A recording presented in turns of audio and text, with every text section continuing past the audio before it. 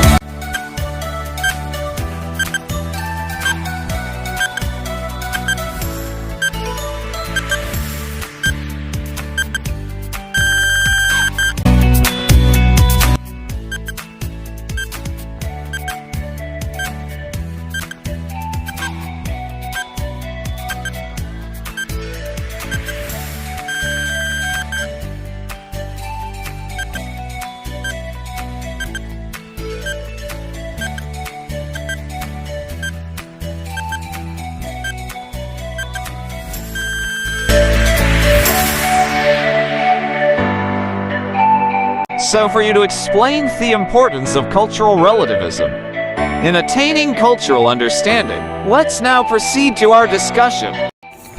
Ethnocentrism compares other cultures by using a group's specific culture as the basis of the comparison, believing theirs to be superior and the standard to be used in comparison to other culture.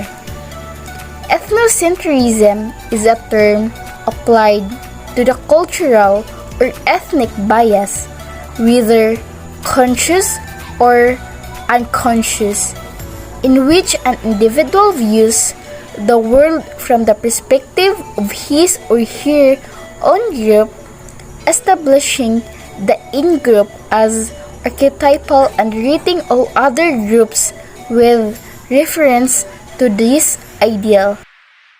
Have you ever seen or eaten food from another country, such as dried squid or fried crickets, and think of it as weird and gross? This is an example of ethnocentrism. That means you use your own culture as the center and evaluate other cultures based on it.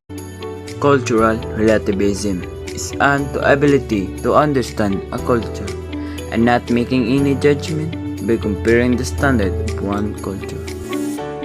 Its goal is to promote any cultural practices, despite foreign to their own traditions.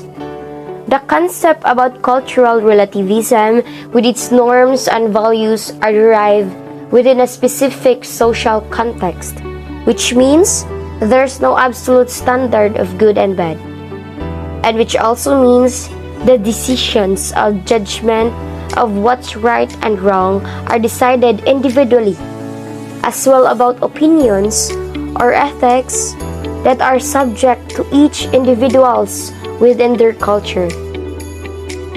There are two different categories of cultural relativism: the absolute and the critical. In absolute, everything that happens inside the culture must never be questioned by outsiders. For instance, there are the justifying norms of the Nazi Party about the Jews in the Holocaust. While in critical, it creates dozens of questions about the other cultural practices in terms of who accepts it and why. The critical in cultural relativism also recognizes power relations. Child labor.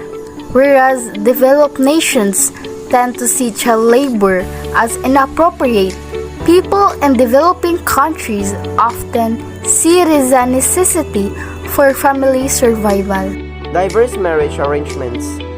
Historically, some cultures have embraced polygamy, but today, same-sex marriages are increasingly acceptable in the West.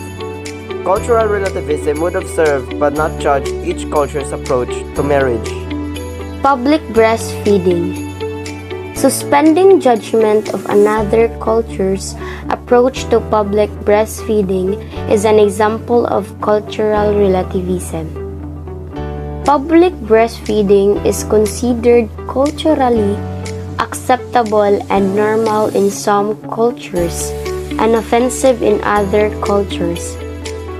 A person who believes it to be acceptable based on their culture's worldview but suspends judgment of other cultures that suppress it is practicing cultural relativism.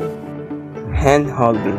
Same-sex friends holding hands and walking in public, though they are not a romantic relationship, may be frowned upon in one culture, but okay in the next.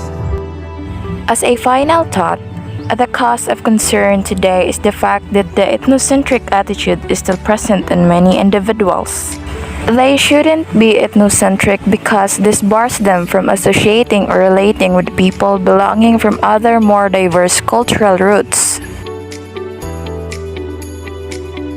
Number 1. Cultural relativism is the positive attitude or concept, while ethnocentrism is the negative side. Number 2. Cultural relativism is showing a sense of understanding for different cultures and treating the uniqueness of these cultures with utmost respect. And last, ethnocentrism is the belief that your culture is right or the best.